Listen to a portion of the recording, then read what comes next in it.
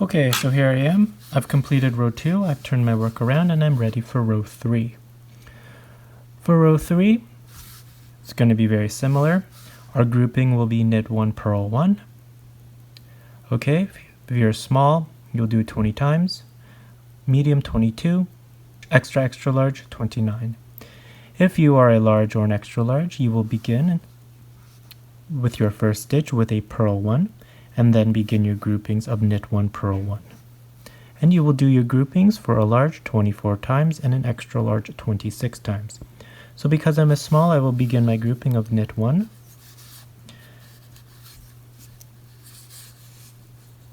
purl 1, a total of 20 times. So I will meet you once I've done my groupings. I will meet you when I'm here in the center, okay? Okay, so here I am. I've completed my front section of row 3, and we're going to work onto the center section of row 3. So here's my placeholder. I'm just going to move it onto the other needle, and then I'm going to begin with the center part of row 3. So once again, the center is universal regardless of your size. We're all going to do the same thing. So I'm going to begin with a purl 2, 1, 2, and then we're going to do the C4B. So a C4B is this. We're going to take a double-sided needle and just slip onto the next 2 stitches onto that needle like this. Then we're going to take the needle and put it in the back. So we're going to have our 2 main needles up at the front and there are 2 other stitches at the back. We're going to let it rest there for now.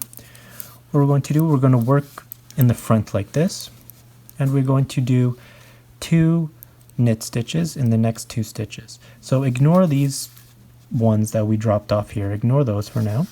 We're going to work directly into the next one. So on this needle still, 2 stitches. 1, and we're going to knit. And 2 knitting. Okay. Now we're going to take these stitches that we dropped off and we're going to knit them onto our new needle. So it's always a little tricky at first, but you'll get the hang of it. So take the 2 stitches and do a simple knit stitch. 1 knit and 2 knits. Okay, and that completes our C4B. So now we will purl 2, 1, 2, and we will knit 13, 1, 2,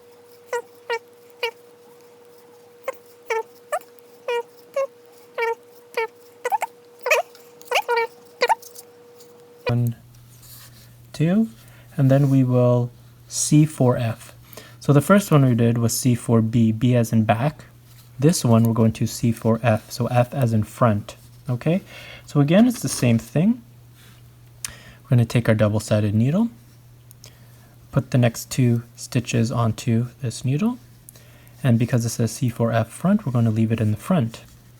Right? Last time we left it in the back, this time we're leaving it in the front, and we're going to begin by knitting on this silver needle.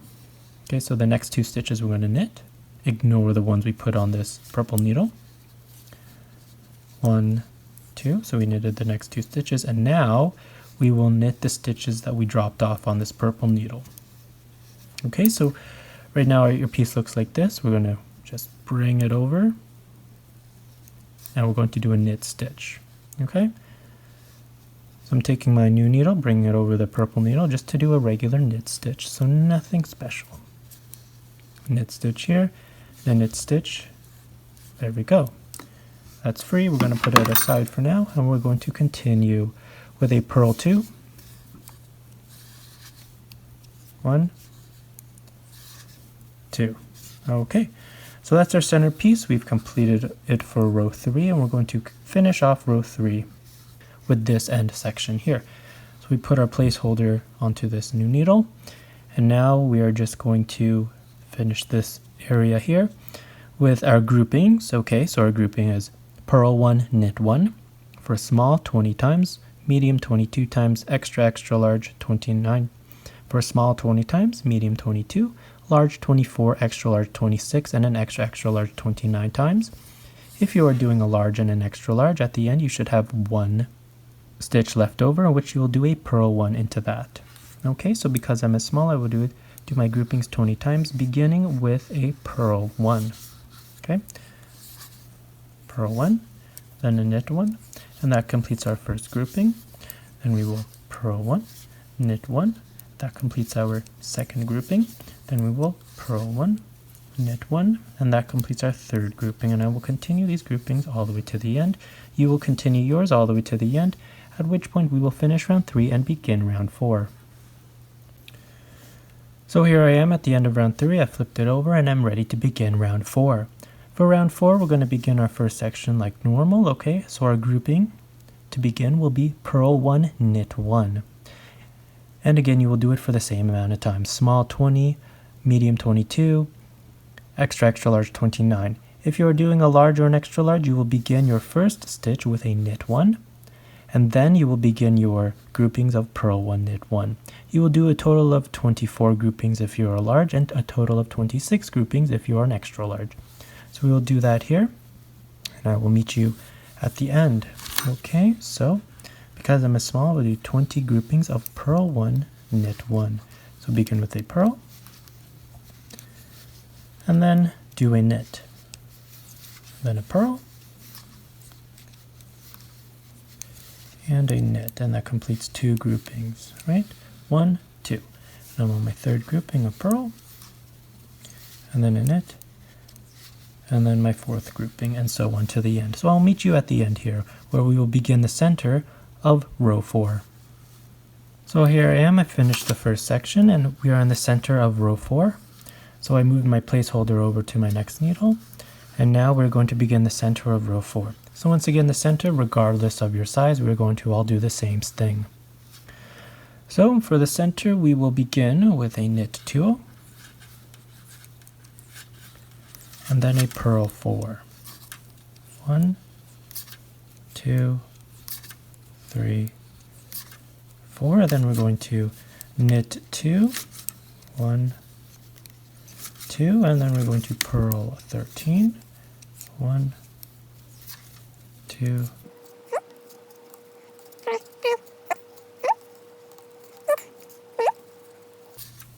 10, 11, 12, 13. Then we're going to knit 2,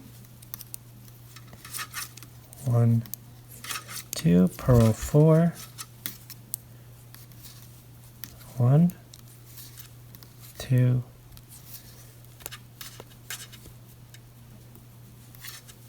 3, 4, knit 2, 1, 2, and that leaves us the end of the center. Then we're going to move our placeholder over, and we're going to begin working the last part, which again, very similar to the beginning. Our group will be knit 1, purl 1, and we will do that for, once again, 20 times if you're small, 22 if you're medium, 24 if you're large, 26 if you're an extra large, 29 if you're an extra large. Okay? So if you're doing a large or an extra large, at the end of it, you will have 1 stitch left over, at which point you will do a knit 1. Okay? And then afterwards, I will meet you to begin round 5. So here I am at the beginning of round 5. I've completed round 4. So for round 5, we can already see that our pattern is starting to form, right? And I'm going to show you on the completed sweater the pattern to discuss it a bit further. Okay, so when we look at the pattern here, we can see that it's actually created by having 2 knit stitches on top of each other, followed by 2 purl stitches on top of each other. Okay? So let me show you. If we look, stretch it out and we look here, right, we've got a knit stitch right there, we've got a knit stitch right there. Right on top of it, we've got a purl. We can see the purl bump, and there is another purl bump right there. Okay, and on top of that, we have a knit, a knit, purl, purl, knit, knit, purl, purl. So that's how the pattern is actually formed. 2 knits on top of each other, followed by 2 purls on top of each other. So if you look at your piece so far, we can see that that's already starting to form, right? We have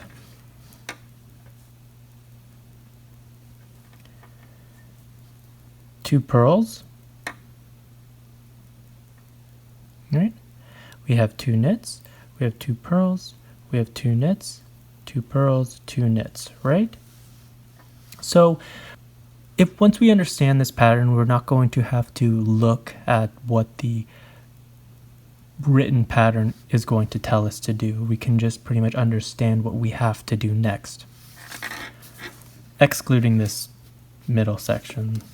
But for this part here, this panel here and the other panel over here, we can pretty much understand. Once we understand it, we'll be able to create it easily. Look, if we look at this stitch right here, we have 2 knits. So according to the pattern, what we're going to have to do is create 2 purls on top of that. So when we start knitting and we get to here, we know that we're going to have to create a purl next.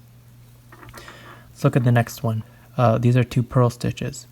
So we know that we're going to have to create 2 knit stitches on top of that.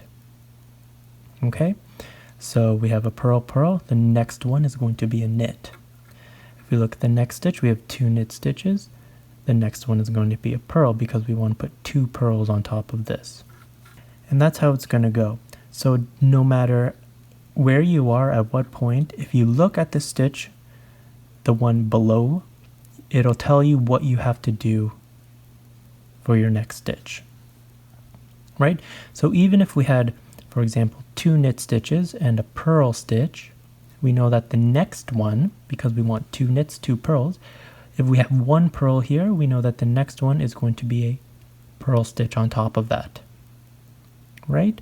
If we have 2 purls and then we have a knit stitch, we know that the next one we're going to create is a knit stitch on top of that to create the pattern of 2 purls, 2 knits. And that's going to create the pattern we're looking for, okay? So if you're doing a large or an extra large and you have that one single stitch at the front here, right? It's the same thing. Look at what you have or what you did previously, right? If you find that you did 2 purls, if you have 2 purls looking at you, then the next one's going to be a knit stitch. If you have 2 knits, the next one's going to be a purl stitch, right? For the pattern of 2 purls on top of 2 knits, or 2 knits on top of 2 purls, it's all the same. So that's what we're going to do, right? And once you understand and look for that, you'll be able to create this pattern very easily. So for round 5, the pattern says our grouping is purl 1, knit 1, right? And for a small, we're going to do 20 times, a medium 22, extra, extra large 29.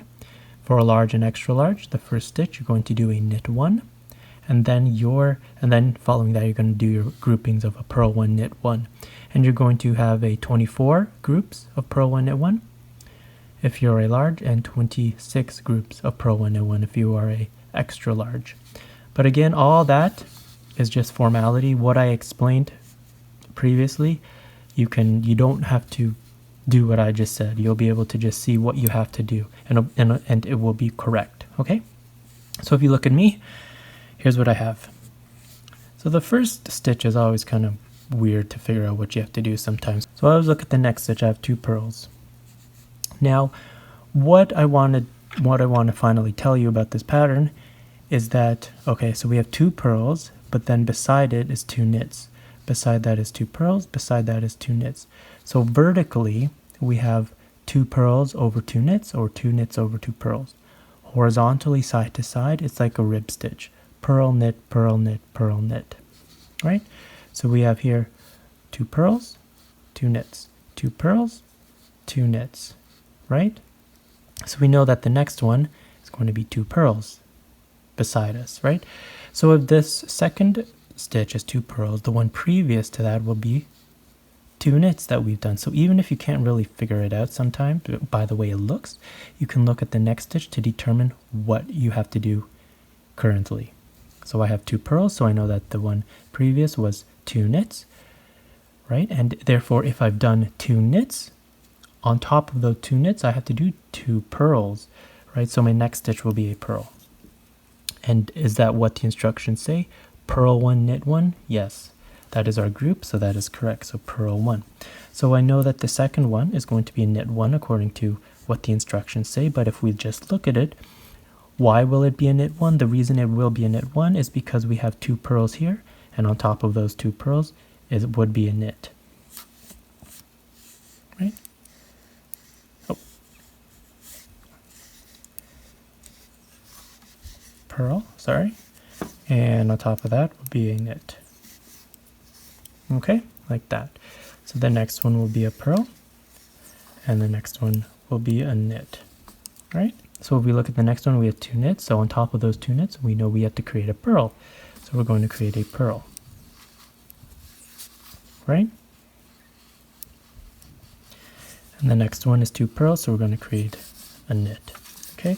So we keep going. So we're going to keep going through the pattern till we get to the center of row 5. Okay, so here I am. I finished this first section. I'm at the center of row 5. So I just wanted to show you what we have so far in terms of this pattern. We have 2 knits.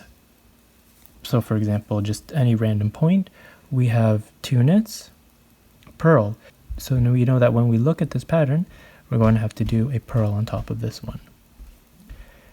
Right? If we look at the next one, we have 2 purls. On top of it is a knit. So we know that we're going to have to do a knit stitch on top of that. So whatever you see is what you're going to use. So obviously, when we work the next pattern and we turn around, we flip it over, right? The next row. What we have as a purl will turn into a knit, right? And what we have as a knit will turn into a purl, right? It doesn't matter what things turn into. It's whatever it turned into is what you see, and what you see is what you're going to use by. Okay, so if you see 2 purls, you know you're going to have to do a knit on top of that. If you see 2 knits, you know you're going to have to do a purl on top of that. If you see 1 purl, you know you're going to have to do another purl on top of that to create 2 purls. If you see 1 knit, you know you're going to have to create another knit on top of that to create 2 knits, right? So it's all about what you see, and that's going to create your pattern, okay? So it's the same with the ends here. It's about what you see. It's the same throughout here. It's about what you see, right? And just for the ends, just in case you guys get confused, just to make it clear. So for example, let's say this is what our end looks like, and this is what we have to work by. What do we have to do to begin here? We can easily tell because if we look at the next stitch here, we have 2 purls followed by a knit. 2 purls and a knit. Okay? So if this one is a knit, that means the next one, what's on either side of it, will be a purl. Right? Because it's always the opposite. We do horizontally purl, knit, purl, knit, purl, knit, right? Vertically, we do 2 purls, 2 knits, 2 purls, 2 knits, right? So if that's a knit, on either side will be a purl. So we know that this one was a purl. Also, now the question is, do we have to do another purl or do we have to do another knit? Well, if we look at below here, there are 2 ways to figure that out. If we look below here, we have 2 purls followed by a knit, right, on the second stitch. 2 purls. So therefore, beside it was 2 knits followed by 1 purl. Therefore, we're going to have to create another purl, right? But you can also tell by here, 2 purls and a knit. We only have 1 knit, right? Therefore, on either side will only be the same thing, 1 purl. Therefore, if we have to create 1 knit here, then obviously for the purl, we're going to have to create another. Therefore, if we only have 1 knit here, we're going to have to create another knit on top of it. Therefore, on either side, it'll be the same. If we have 1 purl here, we're going to have to create 1 purl on top of it. Therefore, the beginning one, we have 1 purl. Therefore, we're going to have to create 1 purl on top of it. Okay? So I hope that makes sense for the pattern. Okay, I'm going to continue giving you the written pattern, right? But hopefully you'll be able to understand and you won't need to use the written pattern for this particular pattern right here. Okay? So let's continue with row 5.